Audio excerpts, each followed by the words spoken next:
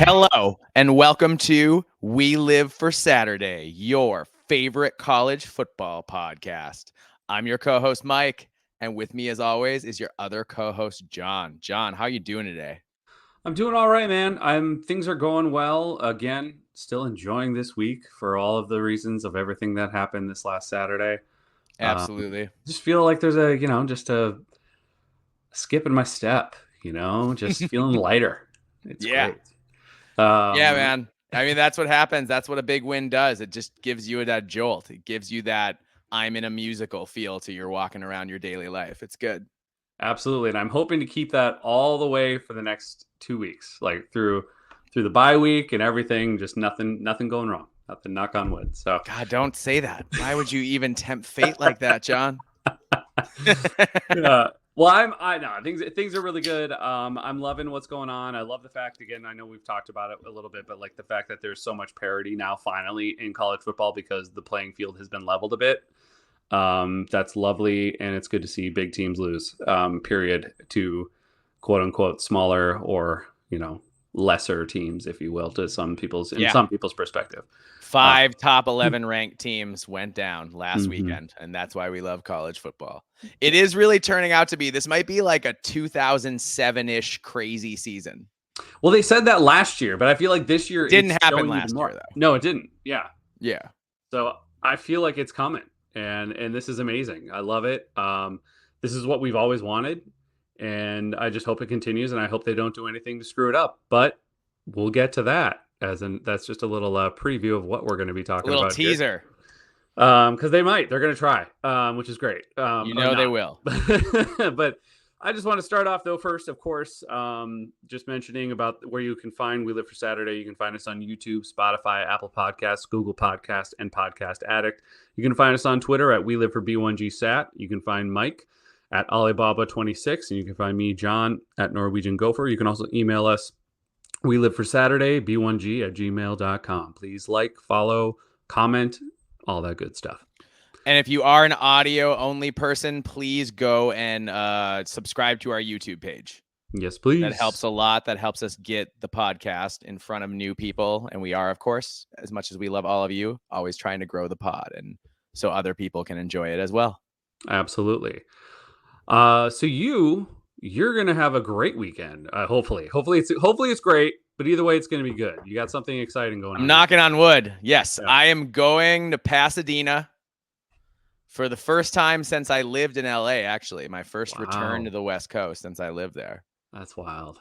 I'm gonna check out Minnesota playing UCLA That's in awesome. the Rose Bowl. And I've been outside the Rose Bowl, but I've never been inside it for any reason. So that'll be, it's not quite like going to the Rose Bowl, but at least it's still going to the Rose Bowl. Yes. So it should be cool. Something that, my dad had always wanted to do, and he's a little less excited that it's just a regular game, but it'll still be cool. So, yes. So yeah, I'm really excited to do that. Always good to see live college football and, going in the bye week and to see the Gophers and support them. And also, John, there are I've heard rumors of up to 25,000 Gopher fans going. Wow. Now, I don't think it's going to be that many. I would guess more like 10 to 15. Yeah. I think we had about 15 when we went to Colorado a few years ago. Sure. In that range. Sure. 10, 15. But that's a big deal. That makes a big deal. You can make a lot of noise with 15,000 people.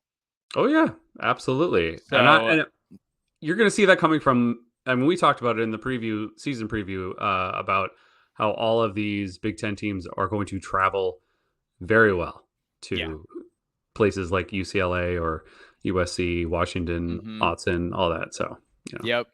So you're going to see it. I think you're going to see the Gophers show up in force, and I think this will be the biggest contingent at any road game this year from what I've ascertained. Yeah. Won't be surprised. That's great. Love it. And hopefully they're the only ones left in the stadium in the fourth quarter. That'd be great. Yeah. That would be great. That was when we went to Colorado. It was like that. It was like the first half felt like a neutral site game. Like they had more fans than us, but we had a lot of fans, enough to make them annoyed, Yeah. And then after halftime, it cleared out because we were up by so much. Yeah. But this UCLA team is a lot better than that Colorado team was. That is true. That is true. I think so too. I know they haven't done particularly well. Their record is great, but they've been competitive-ish. Well, and they played hard, man. That They Colorado played hard team for Deshaun Foster. did not. So No, yeah, that team was ready to lay over and die once you punched him. Yep. So, well, we'll get into all of that, of course. Here, that's why we're here doing the preview. And so I'm looking forward to it. It's going to be exciting. Yep. I wanted to touch on one thing though before we get into this, because there's unfortunately some more news that's affecting the entire sport, not just the Big Ten. But there was a recent article by Ross Dellinger talking about just realigning the entire, I guess, all of college football, not just like one conference realignment. It's like how this all is going to work and how we're going to set it up with a whole new league, a super league-esque, if you will, where a group of investors and ex-Disney executives, because of course they know all about college football, have met with ADs at 30 power schools with a pitch. It's a $9 billion infusion as part of a 70-school football league. And it's called Project Rudy. The claim is everybody will be saved. Uh-huh. Mm-hmm. So that's the claim, that everyone will be saved. Sure. In the Power Four is the thought process behind this. Now, I'm not going to read through the whole article. It's absolutely absurd. It's ridiculous. I guess like what they want, essentially what the model will preserve the four power conferences. It expands the postseason, overhauls scheduling, tiers revenue distribution, and most importantly, infuses as much as $9 billion of private capital cash into the system. So we're using private equity, essentially, where this is all going to come from. Yeah, because what you need when you're already rich is private equity to strip your wealth away. Mm-hmm. So here's the thing, and I'm going to touch on a few points, and I know Mike and I have talked about this already on a couple of occasions when it comes to this article, but I'll kind of break it down of like what my issues are, and I think what Mike will probably agree on here is that first off, the revenue sharing. Like, we're going to put this in 3 tiers. And there will be a top tier that will make more money, or the most money, a second tier, and then a third tier. And within each conference of the Big Ten, SEC, ACC, Big 12, obviously we still have to see if the ACC will exist. I don't know if that's now on pause, if this goes through. We'll see. Lots of things, more to come. But essentially the SEC, I believe, and you can correct me if I'm wrong, Mike, but I think it's the SEC, the Big Ten, and the ACC do not and never have had revenue sharing. Or we have equal revenue sharing, not unequal. Yeah, thank you. Yeah, I believe that's true. The Big 12 has done that, but that's it. Yeah, and we saw how that worked out for them. Not great at the time. Exactly. So, and not only that, but they're also proposing, what I have heard is that putting, I think, 6 teams that will be permanently in the top tier, no matter how well they do. Of revenue. For revenue. Yeah. So there could be like Ohio State, Michigan, Penn State, Texas, USC, Georgia. I'm just talking about the Big Ten. Yeah. Oh, you're talking about Big Ten now. Yeah. I mean, just as reference, USC, whatever. And so let's say that all happened, but let's say, USC continues to only have like 6-7 win seasons. And that's just where they stay. Maybe they'd still get paid like they were at the top. Exactly. Not saying that's how it's going to happen. I'm just using that as an example, but they would still get paid as if they were at the top. So it wouldn't matter if those, or if they had continuous losing seasons, they would still. So basically there'd be no upward mobility financially for some people. If you were not in that top section, you're never going to ascend to that top section, no matter how well you do for how long, unless it's for a very, very long time. And you're not going to be able to do that because you're not going to have as much money as the people above you. Exactly. So there'd be a lot of these teams that would be on the bottom that would stay on the bottom because they don't have the money to compete at the highest level. And so essentially they're just still in favor of helmet schools, which would again eliminate parity, which is what we're enjoying so much this year, which is why I brought that up. We've had increased parity since NIL. Yep. So this would basically eliminate that. And that is absolutely absurd. And then the other point I wanted to talk about is the fact that again, and this is just something that just really has bothered me for years, is that somehow Notre Dame is still not going to be forced into a conference, and they will still benefit this as if they were a top tier team. They will make top tier money no matter what, not having to join a conference. It's absolutely absurd. And what has Notre Dame done to earn this is my question. I get it. They're a big brand name, but like they have not won anything since the 80s, anything of significance. And they went to one national title game under Brian Kelly, to be fair. They did. In which they got obliterated. Yes. Yeah. But I feel like, I don't know if Washington just went to a national title game. Would they be considered? No, they would never be considered tier one. Never. So no chance. How is this fair? And I'm not just, Notre Dame is just the first thing I just wanted to Well, and also let's not even talk about what's fair. Like, I want to bring it back to the fact that equal revenue sharing of television and media is what has brought about. It's like that, right? It's lifted everybody up in the power conferences, and it has made it so much better in the, you look at the Big Ten and how competitive. Think of like the Big Ten this year, the teams that have come out of nowhere. Indiana out of nowhere. Yep. Ranked with a really good team and a really good coach because they hired the right coach and they got the right guys in the transfer portal, and now they're off to the races.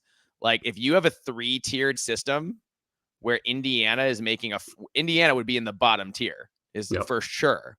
Yep. For football revenue to start with. No matter how well they were doing on the field, they would put them in the bottom tier because basketball school, all that kind of different stuff. Third biggest brand in the state of Indiana, for football. All those kinds of things. And we shouldn't get away. The revenue sharing has been the strength of the Big Ten and the SEC. There's a reason why these leagues have prospered. And it's because everybody has a chance to have good years and to move up, and as a program to improve your lot in the hierarchy. Like, yes, maybe you're not going to become a helmet school, but you can go from being a losing school to a winning school. Yeah. And that's possible, and it's doable, and teams do it all the time. And of course the reverse is possible too. But when you go down, you can always come back up because you have that revenue sharing in place. If you have tiered revenue, then the teams at the bottom are always going to be at the bottom. Yep. And the teams in the middle are always going to be in the middle, and the teams at the top are always going to be in the top. And then you're looking at something that's more akin to even worse than professional baseball. Yep, absolutely. Which is kind of like, in professional baseball to me, and sorry if you're a baseball fan, is like watching paint dry. And part of that is because the teams that spend the most money just always win the most. That's it. Yep. And it's kind of, it's boring because of that.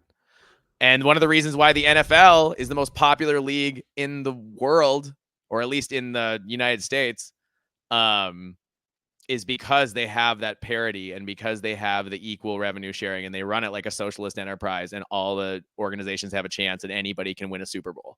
Yep. So that is one way in which college football and the NFL, and that's again why college football has been so popular, is because within conferences, yes, different conferences have different amounts of money. That's always been true. But within conferences, having that equal revenue sharing means that everybody has a chance during conference play. And that is just, if you don't have a chance during conference play, then there's no reason to watch. Yep. There's no reason to watch. Yep. No, I totally agree. I think that it's and just to add on here, just from the article, is like, it says the architects behind the model work for Smash Capital, which is a venture capital and private equity firm with offices in LA and New York. They really call themselves Smash. Yep. That's like you're saying the bad part. You're saying the quiet part out loud with that name. That's amazing. That's an amazing title. That'd be like a group of mercenaries called the Killers. Yeah. Like, you wouldn't do that. Yeah. You call it BlackRock or whatever. Well, and it's funny that it goes on to say representatives from Smash Capital declined to comment when reached last week, but their concepts are outlined in a 14-slide presentation obtained by Yahoo Sports. So that's what tells you everything you need to know. They don't want to comment because they, of course, they don't want to comment. No. So, and the other part that I wanted to talk about, sorry, I forgot to mention this before, is that this would eliminate well, let me just say the non-conference schedule for every team would be another Power 4 team. You would never face a G5 school or an FCS school again. It would eliminate those entirely. And let's be clear, those group of 5 schools especially, but even to a lesser extent, the FCS schools, they depend on that revenue, on that big check that they get to play those paycheck games. Yeah. They need that, especially the group of 5 schools. They need that to fund their athletic departments. So if the Power 4 stop playing the group of 5, how long is it before a lot of group of 5 teams don't exist anymore? Yeah. And then we have a sport with a lot fewer teams, and it's less compelling and it's less fun. And a lot of fans get, their teams are literally be eliminated out of existence. Like, why would you want to go that route that's going to destroy fandoms and make people turn away from the sport? That's what you're doing if you destroy those group of 5 schools and those players. So do all those players have to play FCS ball now? I mean, that sucks for them. Yeah. If they can't play at the group of 5 level anymore. So you're hurting the players too. It's not just the fans. Yep. Although we should think more about the fans. Yes. Yeah. But it just makes me so mad, all of it.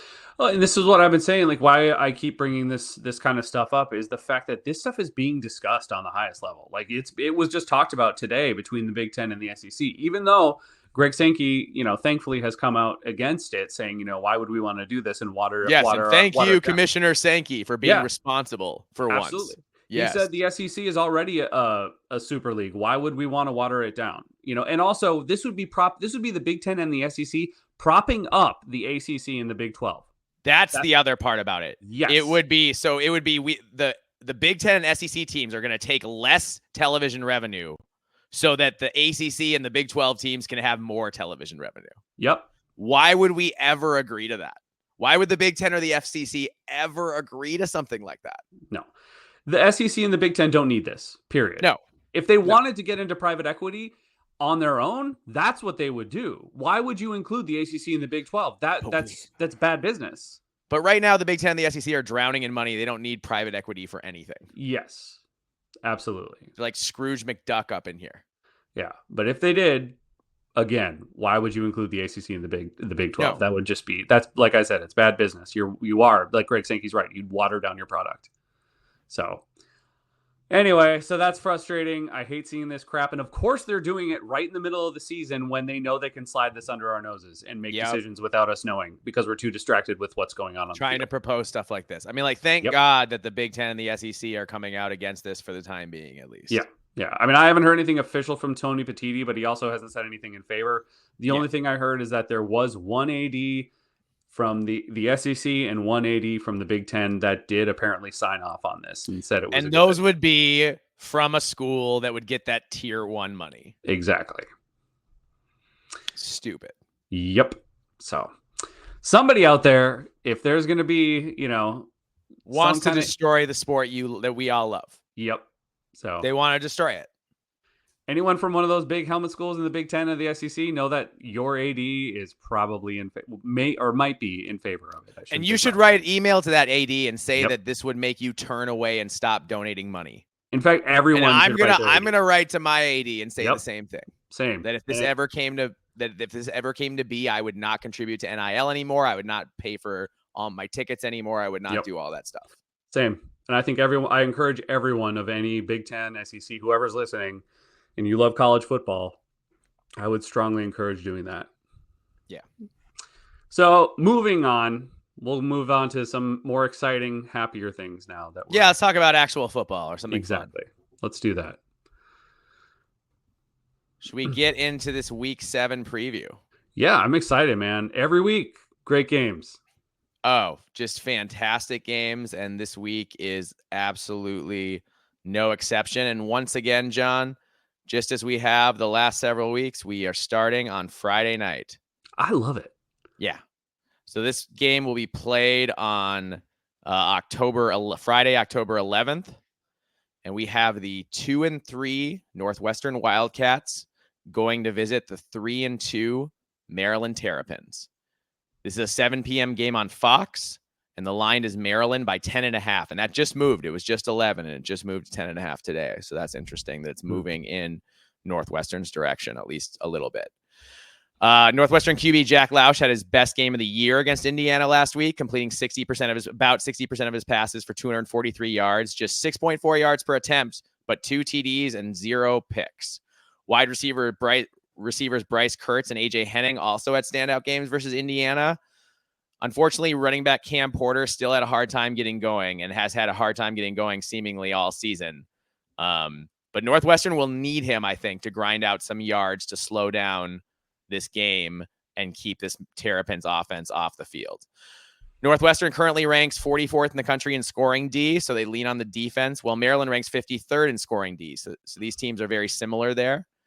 The difference is that Maryland is 36th in scoring offense with 36.4 points per game, while Northwestern is just 120th in total offense with just 18.6 points per game, so about half. So Maryland, scoring twice as many points as Northwestern is. And a lot of that difference comes down to QB play. Billy Edwards for Maryland has been really good, completing 72% of his passes on 8.2 yards per attempt, 11 TDs, just 2 picks. And that's been important because while the Terrapins have run the ball efficiently, they haven't been super consistent in how well they utilize the run game from week to week and from series to series and all that kind of stuff. That said, wide receiver Ty Felton is one of the best wide receivers in the Big Ten. And Caden Prather is a great second banana. Yep. And the tight end Wade has been effective as well. So, John, how are you seeing this one? Yeah, I think it's just you're going up against a lot of firepower with Maryland by comparison to Northwestern. Northwestern, to give credit to them, it felt like last week they were able to find their identity. And it seemed like, running a lot of that play action and giving Jack Lausch the ability to run the ball or get rid of it, having that RPO. I think was effective. Obviously, it wasn't enough, but I think it was effective. And it seemed like that's something they're just going to have to keep moving forward with and seeing if they can be able to score points that way and keep it, respectable.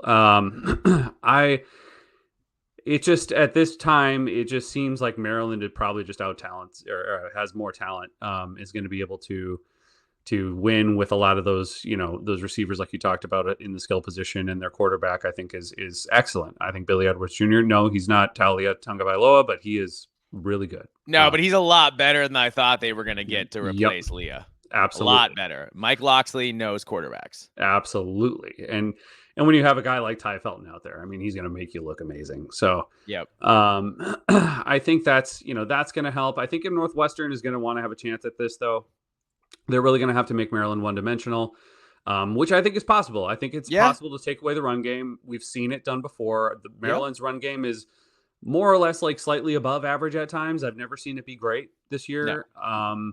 So if you can do that, kind of feast or famine too. Exactly. So if you can work and your secondary can wake up and maybe get a little pressure on Billy Edwards Jr. here and there, you could maybe make it a game. But I just think Maryland has too much firepower on the offensive side of the ball. And I think it's just going to be too hard to stop that because they're going to score points, period. Yeah. That's just the way it's going to go.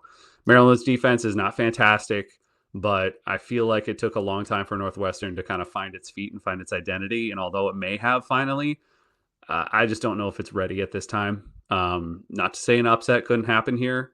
I think it's possible, but unlikely. So I see Maryland winning this game for sure. Yeah. I really like the progress we saw from Jack Lausch last week. Mm-hmm. I think that that's something he can build on. Yep. But even if he plays to that level again, it's like you said, Maryland they have more explosive players. They just do. Yep. And Ty Felton is the best player on the team for either team, period. Yes. Best player on the field, for either team, period. Yep. So what do you have for a score in this one then? I have Maryland 36, Northwestern 12. All right. Well, I think Northwestern's going to play a little better than that. I think they're going to score a little more than that. But ultimately, I think the score is somewhat similar. I have Maryland Terrapins 38, Northwestern Wildcats 21. Okay. All right. So I think Northwestern puts up a fight, but ultimately, I think after halftime, Maryland's going to make adjustments, and they're going to be too much for them. Mm-hmm. All right. Moving on. The rest of these games will be played on Saturday, October 12th. First up, we have the 4-2 Washington Huskies going to Iowa City to take on the 3-2 Hawkeyes. This is an 11 a.m. game on Fox. The line is Iowa by 2.5. This is a fascinating game, John. Yeah. These two teams match up really in an interesting way. Iowa has this elite defense, great special teams, an impressive running game with Caleb Johnson. They rank 25th in scoring D, just 85th in scoring offense. But that's not because their running game hasn't been great. It's just their Achilles heel is QB play. Cade McNamara has not been very good, just period. For Washington, they've been a lot more balanced. The offense and defense are good, both good, but not great. Jonah Coleman isn't quite as good as Caleb Johnson, but he's a productive and dangerous back in his own right. Yes. And I think, he's the kind of guy you can expect to show up week to week and get his yards. And then Denzel Boston and Giles Jackson at wide receiver are a fantastic 1-2 punch. Both guys are already near 500 yards at the halfway point of the season. So they're both looking at, 1,000-yard years potentially or close to. So I have questions going into this game. Can either team stop the run? That could decide this game. Yeah. Because if Iowa can stop the run, then Washington becomes one-dimensional, and the Iowa D can tee off on Husky QB Will Rogers in the pass rush. If Iowa can't run the ball, they can't really do anything else. So Cade McNamara has been abysmal, and they don't have any receivers who scare anybody. So this is a really interesting game to me. John, how do you see this one? How do you weigh in this one up? Well, I know that Iowa is a 2.5 point favorite, and Yes. I get it because they're at home, and it is hard to win as a road team in Kinnick Stadium. It just is.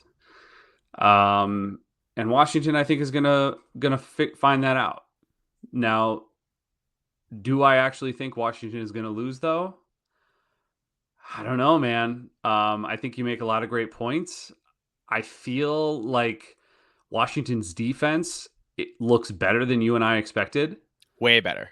I don't think it's as good as Iowa or Michigan or anything like that. No. But they're competent. They are competent. And so like you said, man, if you can take Caleb Johnson out of the game, Iowa can't do anything, period. No, they really, that's their one trick pony for sure. Where with Washington, they've got weapons all over the field. Yeah. And Will Rogers is great. Jonah Coleman can be great. He can not only run the ball, but he can catch passes in the backfield and run screenplays. They've got two amazing wide receivers. I mean, there's a lot more firepower with this Washington offense. And Iowa, their offense is literally only Caleb Johnson. Yeah. Now, maybe Iowa has just an outstanding game defensively, and they do what Iowa does, and they Iowa Washington. Which everyone on this or listening to this podcast who's a Big Ten fan probably knows what that is. And it's possible, but I don't know, man. I'm actually leaning towards Washington in this game. You're riding the Huskies, huh? I am. And I'm not trying to throw any shade at Iowa. I think they can stop the run. I think they're going to get pressure on Will Rogers because that defense is great. But we saw holes in that secondary. That's true. It's not as good as it used to be. And I think Washington's receivers and their quarterback are very good and will challenge that secondary all game. So I'm actually seeing, you tell me what your thoughts are, and then I'll give you my my prediction. I see a close game. I think both teams will struggle a lot offensively in this game, actually. Mm-hmm. I expect it to be a low-scoring defensive slugfest. I'm tempted to take Washington as they are the more balanced team, and I really like QB Will Rogers for all the reasons you said. But John, this is a vintage Iowa running attack. Caleb Johnson is quite simply the best Iowa running back that there has been since Sean Green. Yeah. And Sean Green was all but unstoppable. I think Caleb Johnson is all but unstoppable as well. He's averaging, I think against 8-man boxes, he's averaging like 8 yards a carry. Mm-hmm. Which shouldn't even be possible. I think that Washington will stop Iowa for like a half, but eventually you just get a little, we saw it against Minnesota, man. You get a little slower getting to that edge, and you don't, you get a little less physical at the point of attack as the game goes on, and you just aren't quite quick enough to fill your gaps.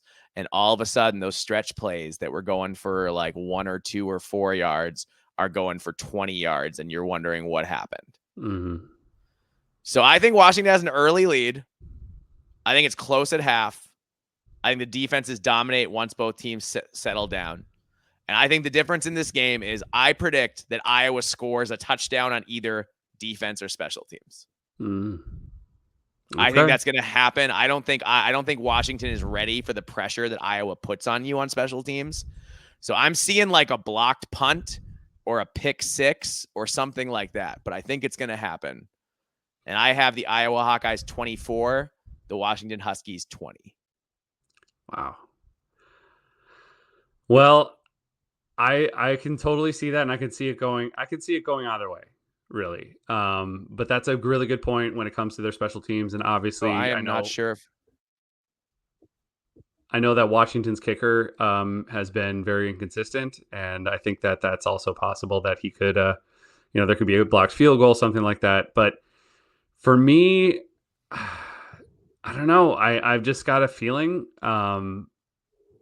that Washington is ready for this. I think they are. I think they faced something similar last week, and I think that they have the ability to do this. And I'm picking Washington 20, Iowa 17.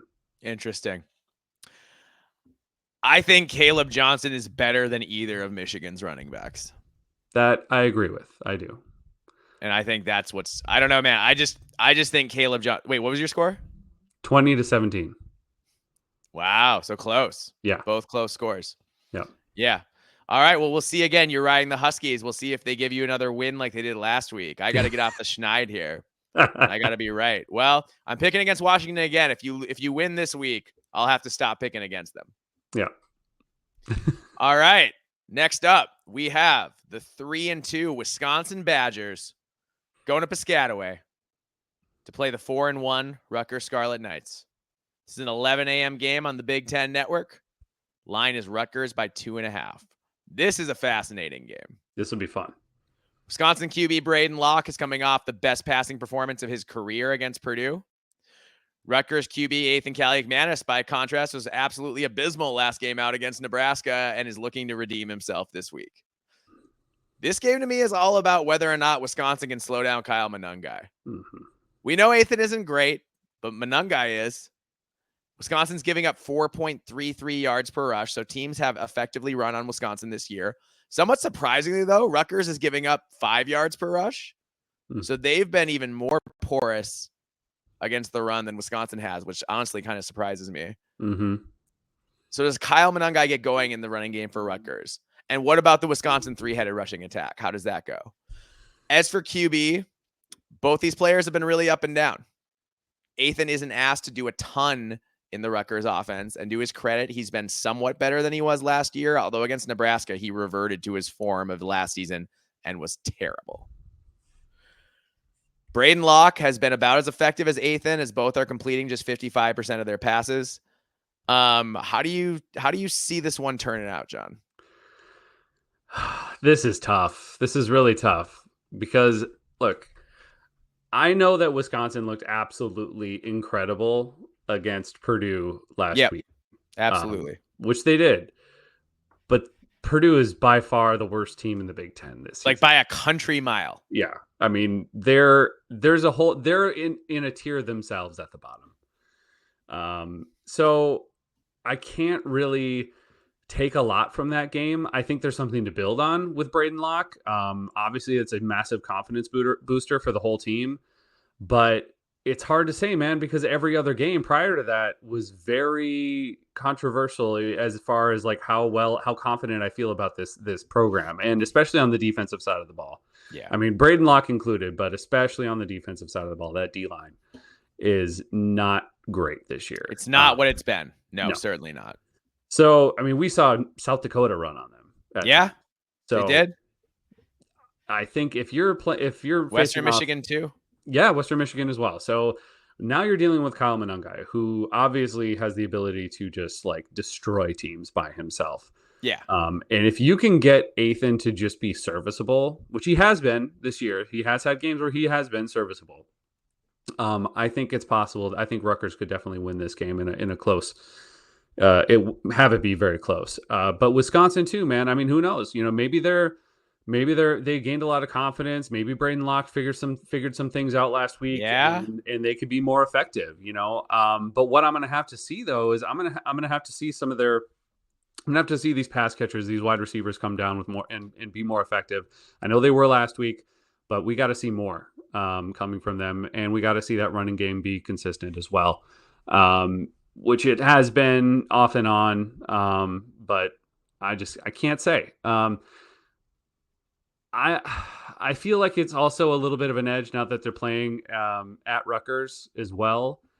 And maybe Wisconsin's going to be coming down a little bit with a hangover this game and expecting a win because it's been traditionally Rutgers has been an easy win. And so if they're going in a little overconfident, we'll see about that. I don't know if that's how they're feeling this year because it has been more of a down year for the Wisconsin Badgers. But yeah, I'd have a hard time thinking Wisconsin's too overconfident about anybody right now. Yeah. I also think Rutgers is going to want to prove it after what happened last week. Oh, yeah.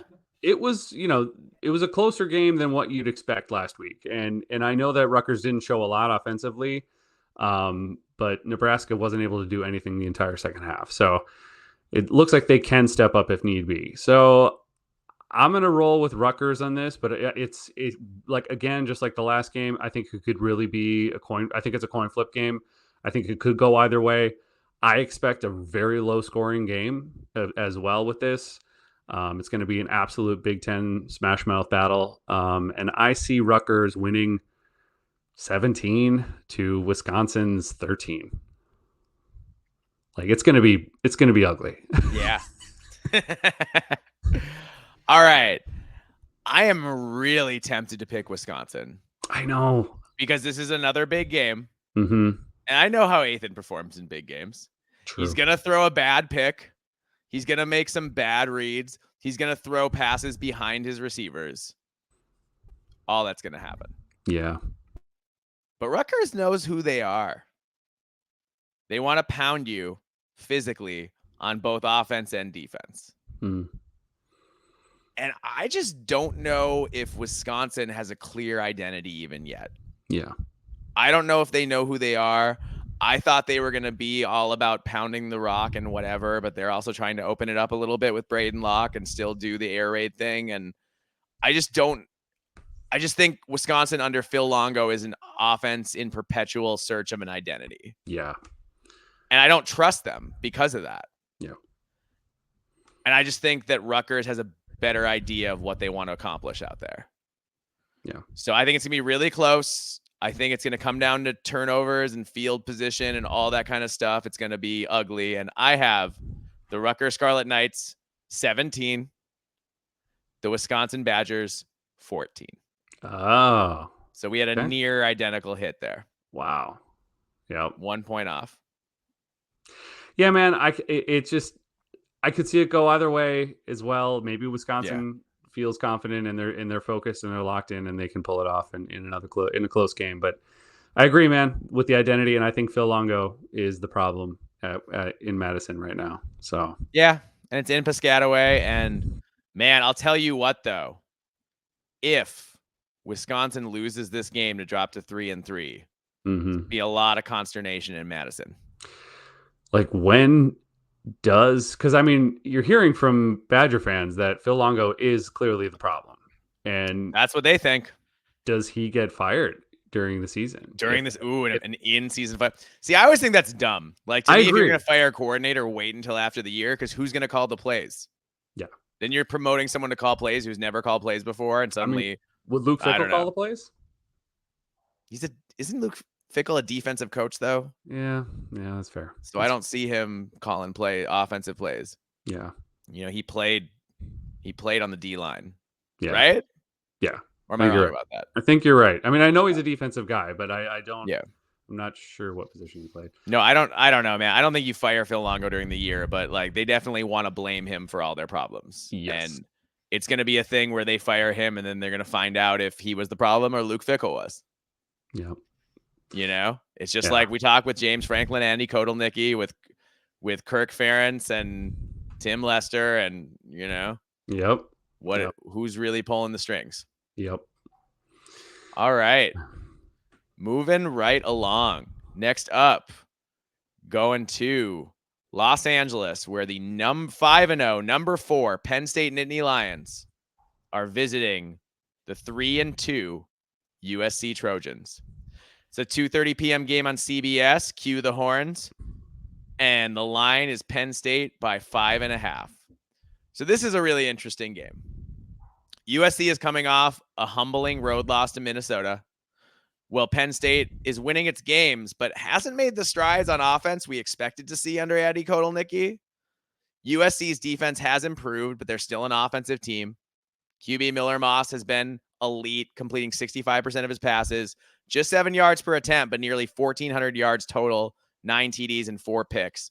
Woody Marks is a capable Big Ten running back. His stats are really good at nearly 6 yards per rush. But it's these USC wide receivers who make all the big plays for the Trojans. And Miller Moss really spreads the ball around to Jacoby Lane, lightning bug disguised as a slot receiver Zachariah Branch, Kyron Hudson, and the oversized 6'6" Deuce Robinson. Tight end McCree gets a few catches as well.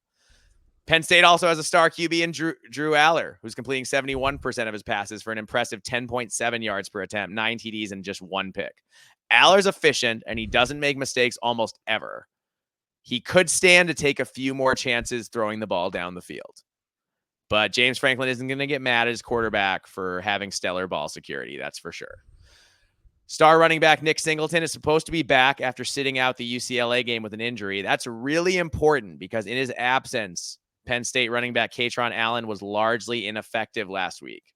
They need Singleton out there as he's their best offensive player. The problem is the lack of production at receiver. Tight end Tyler Warren's been a consistent target, but the wide receiver production has varied week to week, and it's never clear who's going to get the receptions in what game. The latest was younger brother of former PSU QB Sean Clifford, Liam Clifford, getting over 100 yards receiving last week. But is that a flash in the pan, or is he going to be a consistent guy now? I don't know. We've seen different Penn State receivers have good games, whether it's Harrison Wallace or whatever. Julian Fleming's on a milk carton. I don't know. I don't know who's going to make the plays in the passing game for Penn State. So you would like the receivers to solidify and have a better idea of whom you can depend on week in and week out. I would like to see that. That's something Penn State is still searching for. John, how do you see this game shaping up? Well, you brought up the point of Drew Aller, wanting to see him make some more splash plays and some more, throwing the ball downfield, which of course, yeah, that'd be great. But if you have Nicholas Singleton out there and you're managing to dink and dunk down the field and produce these long, effective drives that just kill the clock and kill the morale of the opposing defense. Yeah. Why would you? If you're effectively getting first downs and just destroying and wearing out every defense, what's the point? If you can do that and win through attrition, then, I guess I can understand it, and Nicholas Singleton is that guy who can do that for you. And Drew Aller, obviously too, if you can get enough, just this whole dink and dunk down the field, man, then all right. If it works for you, it works. Yeah. We've seen it done. Like we talked about the Michigan team last year. That's how they won games. JJ McCarthy was not amazing throwing down the field. He did it sometimes, like obviously more than Drew Aller. He was very good throwing down the field. He just didn't do it that much. He didn't have to. Yeah. Yeah. When he did it, he was very effective. Yes. So yes, I would like to see that, of course. And I think that would have obviously helped this offense. But I think this offense is more than capable against this USC defense, even without that happening, these explosive plays. But it's not about the offense for me, man, in this game. This comes down to one specific player. I mean, the whole unit in general, but one player in particular who I think is going to eat Miller Moss alive. And his name is Abdul Carter. Yes. I don't think, as we have seen, USC cannot protect Miller Moss. He has been getting knocked on his butt more often than not. There is pressure on him constantly. Ever since conference play started. Yeah, since conference play started, he may not always be getting sacked, but he is getting hit all the time. Yeah. So what you saw with Minnesota last week, just now multiply that times 2, basically. And you're going to see this Penn State rush defense just go at him. And I think that in particular, Abdul Carter is just going to eat Miller Moss alive. And I'm not sure Miller Moss will be able to make it through this whole game. At least, I hope he does. Yeah. I'm not wishing anybody to get hurt, of course, but like, dude. So, and I think Penn State, what they may have to watch out for is, of course, I think Woody Marks. I think that, Penn State has been a little less effective defending the run, but I think they're going to shut down the passing game. And I think that main reason is going to be this edge rush attack, especially by Abdul Carter. So that's where I'm going to be looking at. I think the difference maker right there is that Abdul Carter is an absolute game wrecker. And I think he will during this game. Feel like you're stealing my notes. Sorry. Well, we've been talking about it, No, we have been. Yeah. So you might think I would pick USC to win because they're seemingly more reliable on offense. Mm-hmm. But as you said, Penn State is far superior defensively. The Nittany Lions are giving up just over 11 points per game, which is absurd. Yeah. Further, as you said, USC has struggled to protect Miller Moss, especially at the offensive tackle position on both sides, where they have been beaten by opposing edge rushers repeatedly. Mm-hmm. So, yeah, I'm with you. I think Abdul Carter has a career day. Yeah. I'm picturing hurries, sacks, and forced fumbles. I think Carter is going to annihilate this USC offensive line, and it's going to just be, I think it's going to get ugly in that sense. That said, I still think the score, I don't think it's going to be like a blowout, though. I think it's just going to be kind of kind of a beating. Yeah. But not a high scoring beating. Sure.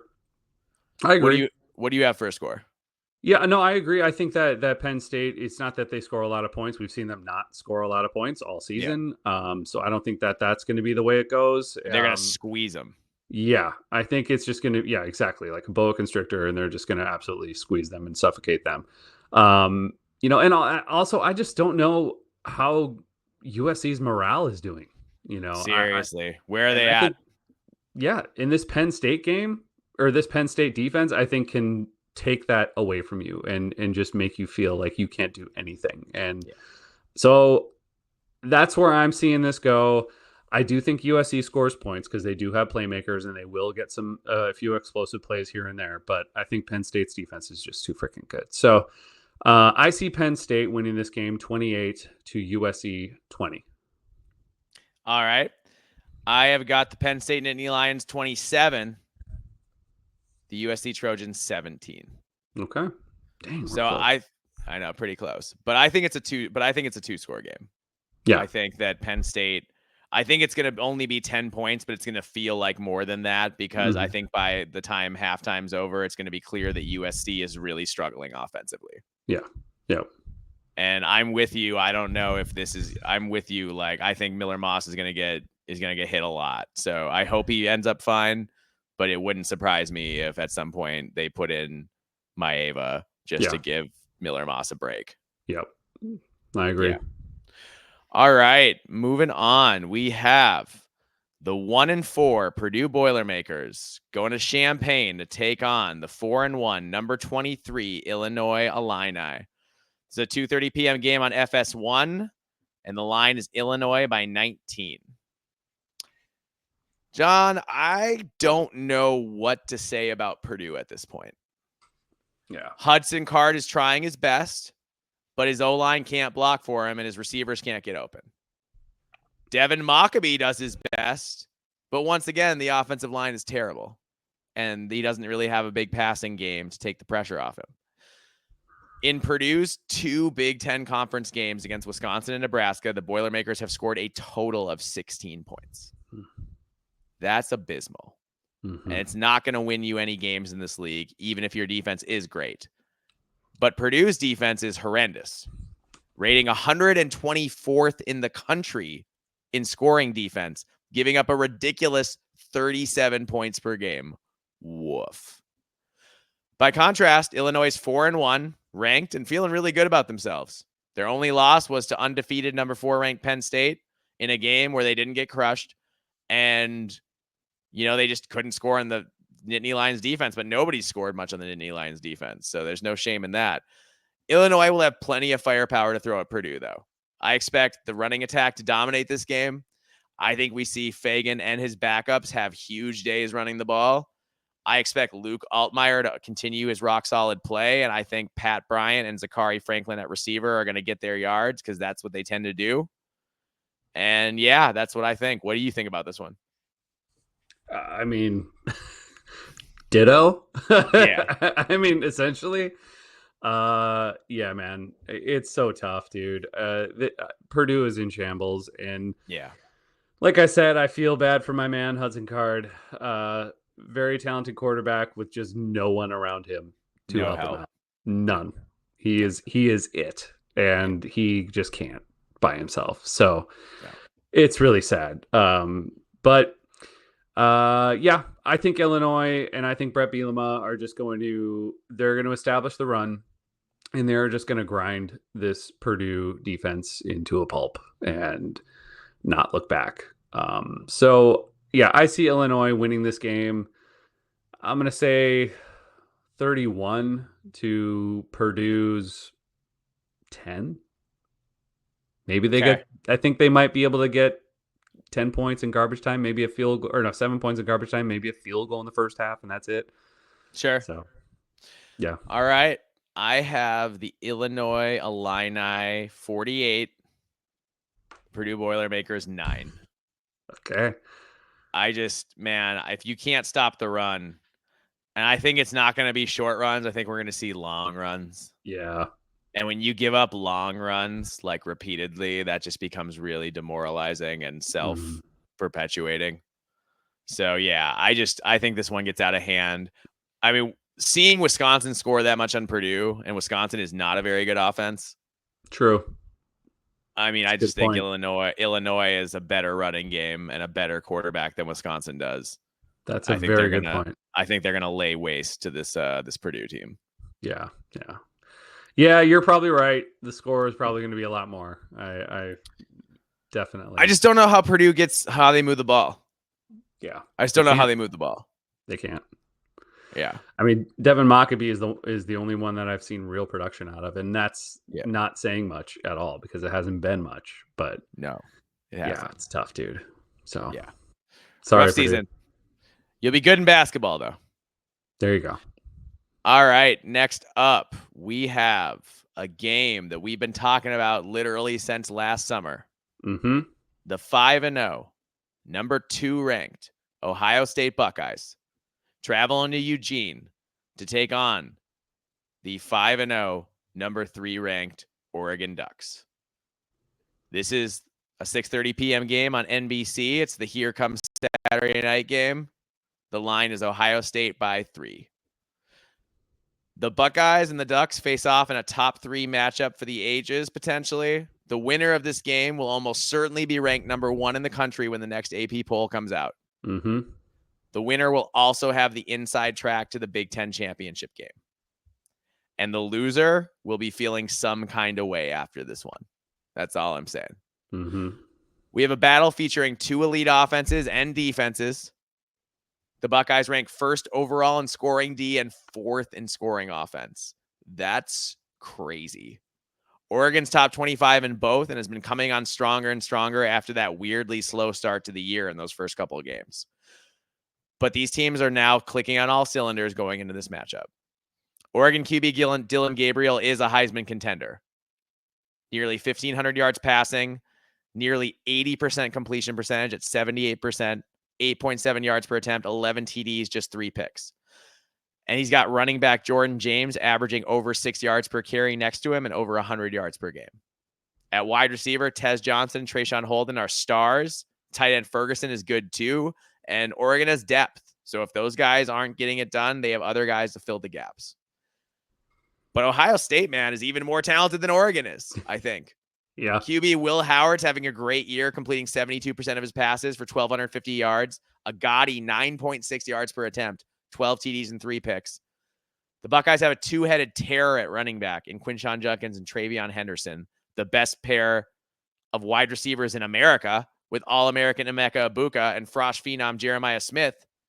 So what's the difference in this game with two teams that are clicking on all cylinders, that are dominating in all phases, that have depth everywhere? John, how do you see this game playing out? We have been talking about this since the offseason, that Yes. This was going to be the most important game in the Big Ten, period, all season long. So and here we are. And here we are. We finally get it. Everybody's been looking forward to this. Everything is on the line right now. This is huge, and for both teams. Oregon is looking outstanding. It looks like they started out real slow, and it was a little scary. Yeah. You definitely were starting to wonder, okay, is Oregon a paper tiger? What's going on here? But they've started to roll. They seem to have found out who they are, and they're making it work, and it's looking really, really, really good. Really good. That being said, Ohio State just looks better. And I can't, it just, everything looks to be clicking, and they're so terrifying. And maybe in this, to be fair, and I'm going to put this out there to some of the new, all of the new former Pac-12 teams that are in the Big Ten.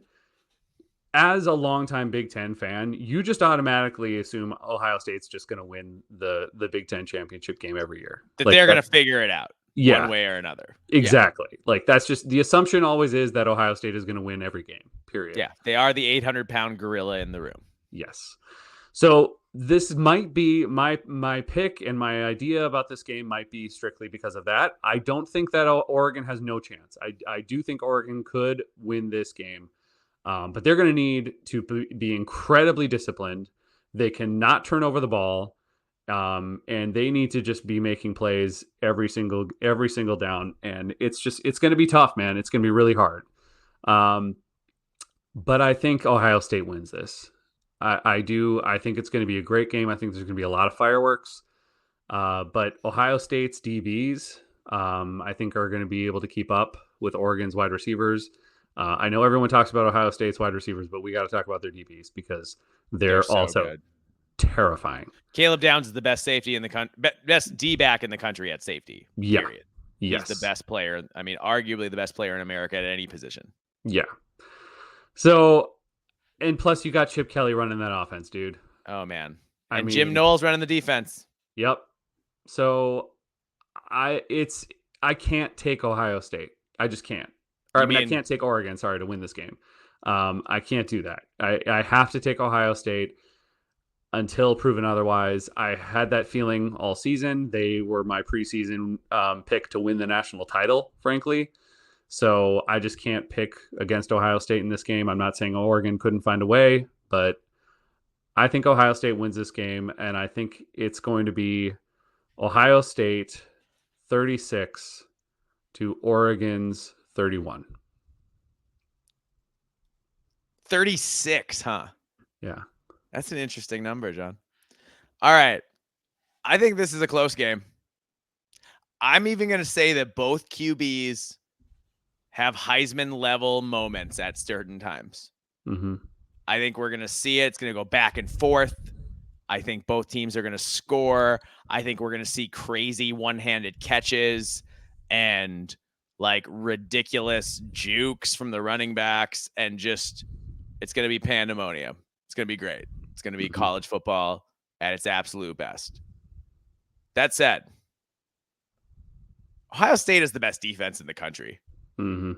Caleb Downs is the best defensive back in the country, and he's patrolling at safety. And I think that's the difference. I think in crunch time, when they need it, Caleb Downs gets an interception. Mm-hmm. And I think that's the difference in the game.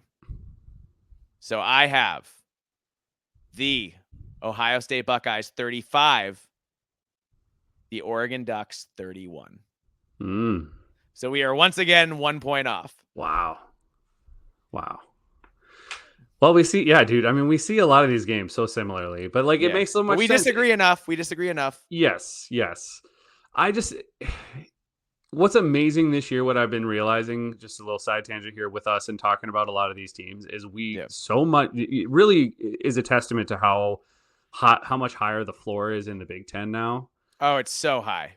All of our scores are a Everybody's lot good. closer, like Yeah. what they were last season. Yeah, Like you're right. it's just I've been noticing that as a trend. Like I'm not. There's rarely do we pick a. It's rare we pick a blowout. Like other than I guess this year it's Purdue, but like that's it. Yeah. So it's pretty cool. I love it. No, you're right. And even when we think a game's going to be kind of one-sided, like Northwestern, Indiana, it turned out to be a really competitive game. Yeah, absolutely. Yeah. Man, I'm with you about Ohio State. They look like they were my preseason pick to win the national title, and I think they look like I have the same feeling about Ohio State this year that we had about Michigan that last year at this time. Yeah, And I agree. I just don't see who's going to slow them down. Mm-hmm. And I think the fact that they can either go nuclear on you in the passing game or they can grind you in the running game with equal acumen. Yeah. And then the defense is the best defense in America. Well, and even just looking a little bit, looking ahead at the college football playoff, like Alabama clearly is beatable. Georgia, half of their freaking players are in prison, so or going to be. So it's like I don't know who's Ohio State got to be. I'm not going to endorse that comment, but I will say there are some issues off the field in Athens. No sorry question about it. That was that poor taste. I'm sorry. It was a little borderline. a little borderline. That's okay. We'll move on. But I'm with you. Texas looks beatable too. Yeah. And Quinn Ewers, there's no guarantee he's going to make it to the end of the year healthy. Yeah. I mean, granted, they do have Arch Manning, so they'll probably be fine. But Texas has looked beatable at times. Yes. So I think, if I had to pick a national title game right now, I'd say it's Ohio State, Texas, and I'd have Ohio State winning. Same. Yep. But a lot can change between now and then. Mm-hmm. And it'll be really interesting to watch. I can't wait. John. I can't watch a minute of this game. You can't. Oh, that's right.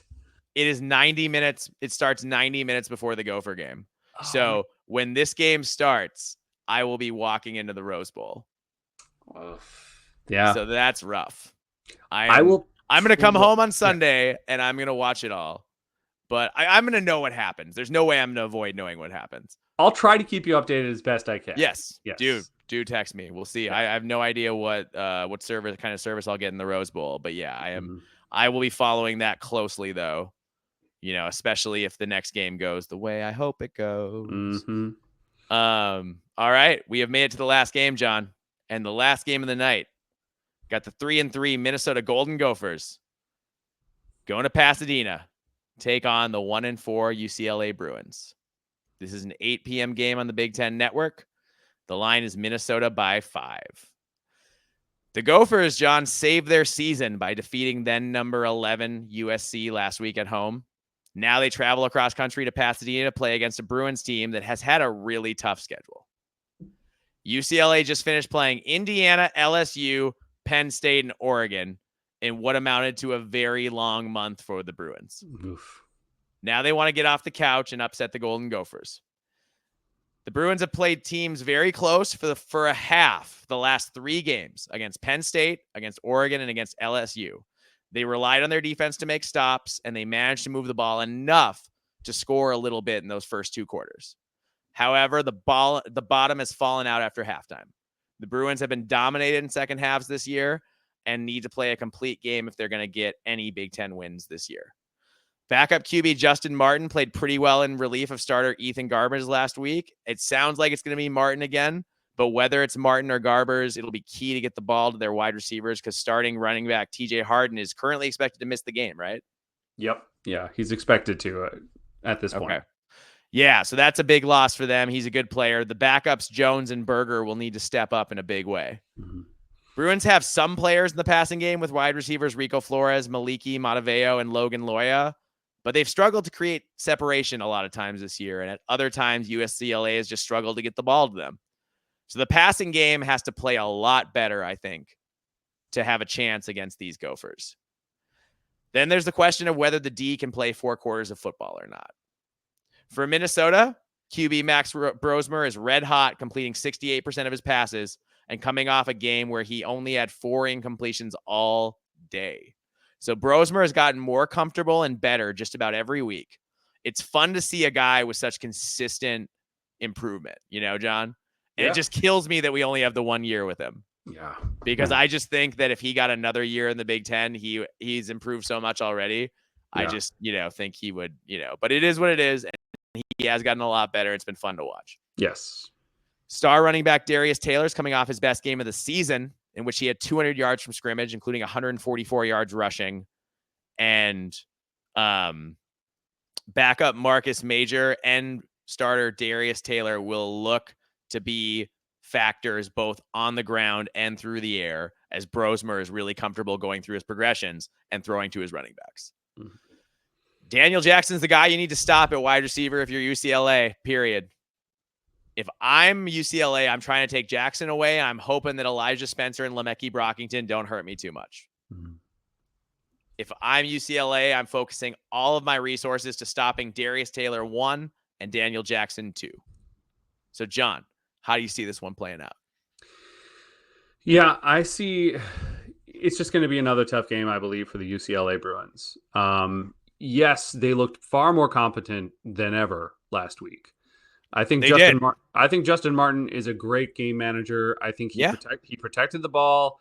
He completed 22 out of 30 passes, and I know he's pretty athletic too. He is. Yeah, he looks good, and he looks calm in the pocket. Yeah. So, and he's making better decisions than Ethan Garbers. At least he did last week. So, I feel good about that. I think that UCLA has a chance with him as long as he plays a good game. And if they can actually get these passes to their receivers, the problem is one of their main receivers all year has been TJ Harden. And if he is out, not only can't he can't run the ball, and you're going to rely on Jalen Berger and Keegan Jones, but you're also losing probably your best receiver. Yeah. I know Logan Loya has done some good things here and there, but it's nowhere near as good as TJ Harden, having him in the backfield and being able to throw to him. And so I think it's going to be tough, man.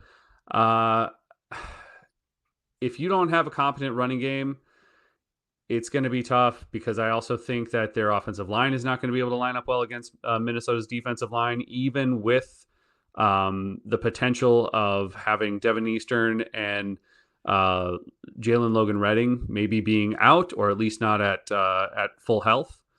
So that it could work in their favor, but then you got Anthony Smith, you've got, Logan Finnessy, you've got guys that can come in and were effective last week against USC. Yeah. Logan Richter can stop the run. He's not he's not going to rush the passer, but he can come in on running downs and stuff like that. Plus, it's not like the passing game is super effective either with UCLA, and Minnesota's secondary is outstanding. Yes. If you're able to shut down USC's passing game for the most part, there's no reason UCLA should be able to throw on Minnesota, period. So I do think UCLA will put up a fight. Absolutely. Because they have been fighting hard. That's one thing I got to give credit to Deshaun Foster, is you're not seeing this team roll over and give up. No. Period. And that's commendable. So you're going to see him fight. I know you and I have talked about this, and I know you're probably going to say something similar, but I got to agree that, it might look a little dicey in the first half for the Gophers, because you're coming a hangover after a massive win, and now you're traveling halfway across the country. Yeah.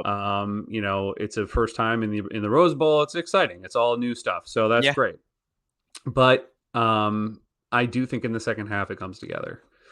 And I think what's going to happen is UCLA just doesn't have the depth of talent on the line of scrimmage. And I think Minnesota will. And they'll be able to grind them down. I don't see it a high-scoring game. I don't see that it's a blowout win. But I see Minnesota winning this game 28 to UCLA's 13. All right. I think Minnesota struggles out of the gate. Mm-hmm. I think that the offense is really slow to get going this week. I think it's even possible that UCLA leads at halftime, as the Gophers are a little lethargic, coming off a bunch of travel and a big win, and having everyone patting them on the back and telling them how good they are. and all that kind of stuff. And then you're also almost to the bye week. So, you're focused. You've been focused in for so long, and it's, you got to keep it going before it slips. I just think all of that combines to make it a really tough first half for the Golden Gophers. Sure. I think at halftime, my dad and I are going to be stressed out. Think I'm going to be sipping my Diet Coke, like clenching it because I'm so stressed out that we haven't played well. It wouldn't be a Gopher game without that. No, you're right. But that said, I think Minnesota found something last week. They stopped trying to run inside zone all the time in the running game, and they went almost exclusively to mid zone and outside zone. Yep. And the results speak for themselves as Darius ripped the Trojans apart last week. And that's been a pretty good Trojans defense. Yeah. So I think we see Minnesota continue to run mid and outside zone this week. And I think PJ gives the boys a good halftime speech after a lackluster first half, I think the Gophers go out and execute in the second half and fight a way to win. So I've got the Minnesota Golden Gophers 27, the UCLA Bruins 17. Okay. So I hope I'm wrong. I hope it's a lot more than that. Yeah. I hope it's not that stressful, but I just have a feeling this is going to be a stressful game. Well, as Gopher fans, we are used to letdown games. And so I think it's a lot of PTSD expecting us to lose to a team we shouldn't. Yeah. Or show up in a poor way. So that is traditionally what happens with PJ Fleck, and which we all hate, but that's what we're used to. So I'm with you. I'm afraid of the same thing. But hopefully we're both wrong, and that it'll turn out to be pretty easy. Yeah. And I'm predicting we have at least one really nice bomb from Brosmer to like Daniel Jackson or something. Mm-hmm. One really nice where they run a double move or they trick the defense, get him out of position. I like what Harbaugh's doing as a play caller lately. I think he's really developing for Minnesota in that, some of the screens and like where the one where they got the turnover and then they faked the screen to the left and then turned back and ran the screen to the right. That was great.